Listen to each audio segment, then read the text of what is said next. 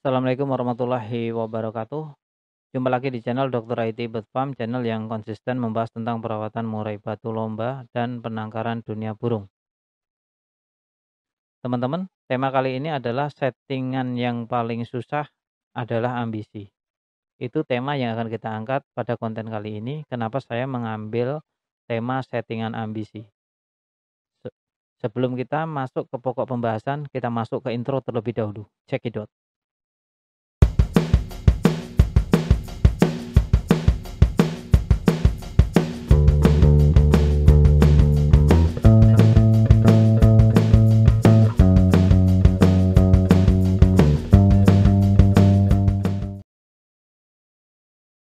Yang belum subscribe, ditunggu subscribe-nya ya, teman-teman.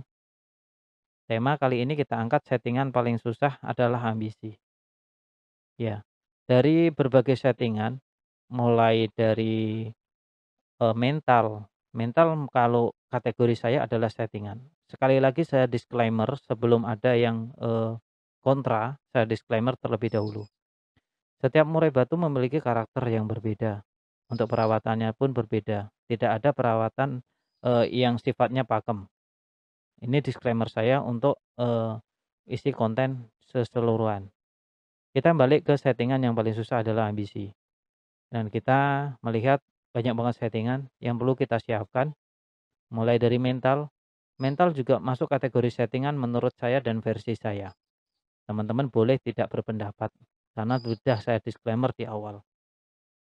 Yang kedua adalah nutrisi. Nutrisi adalah asupan yang nanti gunanya untuk tenaga.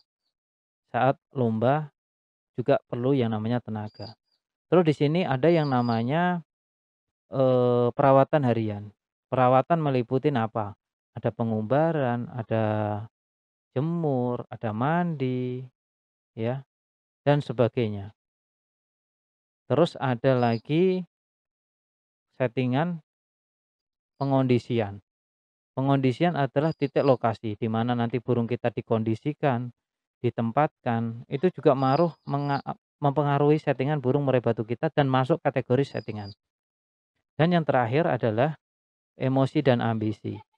Ini tingkatan yang paling susah di antara settingan-settingan sebelumnya. Saya yakin ini belum dibahas di konten lain. Tentang settingan yang paling susah adalah ambisi, emosi, ambisi, ya. Emosi apa? Ya emosi diri kita. Kadang kita pengen nge-track burung, iya kan? Kadang pengen lomba burung. Untuk ambisinya ketika kita sudah mendapatkan moncer, minggu ini kita moncer, kita pengennya geber terus, lomba terus, ya. Pengennya seminggu bisa kalau 5 kali, 7 kali, 7 kali itu burung. Sampai setiap minggu digeber terus untuk lomba. Mungkin di awal oke prestasi terus teman-teman. Tapi saya bisa pastikan burung itu tidak akan bertahan lama. Ingat, di awal sudah ada disclaimer. Setiap burung berbeda karakter, beda perawatan, beda hasil. Ya. Jadi apa isi konten dari saya bukan mengimplementasikan untuk semua burung. Mayoritas ya. Udah ada disclaimer dari awal, tolong diingat ya.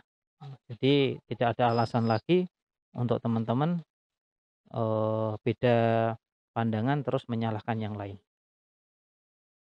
Pendapat A benar, pendapat B benar. Lantas pendapat A tidak boleh menyalahkan B dan B tidak boleh menyalahkan A. Keduanya memiliki pengalaman yang berbeda dengan hasil yang berbeda, ya. Jadi perlu diingat.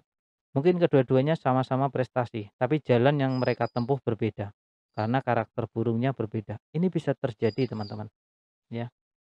Untuk rawatan burung murai batu itu seperti rel kereta, selalu beriringan ya, meskipun beda kanan kiri. Itu ya, teman-teman ya. Tadi sampai mana? Ambisi. Nah, untuk ambisi itu memang berat, teman-teman. Apalagi kalau kita minggu ini sudah berprestasi. Oh, itu kebanyakan minggu besok juga berangkat lagi untuk lomba. Ya, berangkat lagi untuk melombakan burungnya. Jangan ngomong teman-teman, tuh burung nasional enggak. Minggu ini lomba, minggu besok ya enggak lomba, istirahat. Ya iya, burung memang butuh istirahat, ya teman-teman ya. tapi sedikit orang yang mampu mengerem teman-teman ya, yang mampu mengerem ambisinya, mampu menahan ambisinya, mampu memanajemen ambisinya. Kebanyakan mereka itu akhirnya mengorbankan morenya. Morenya yang tadinya bagus, harusnya bisa stabil setiap berangkat, juara prestasi, akhirnya harus zonk karena terlalunya kuat ambisi kita.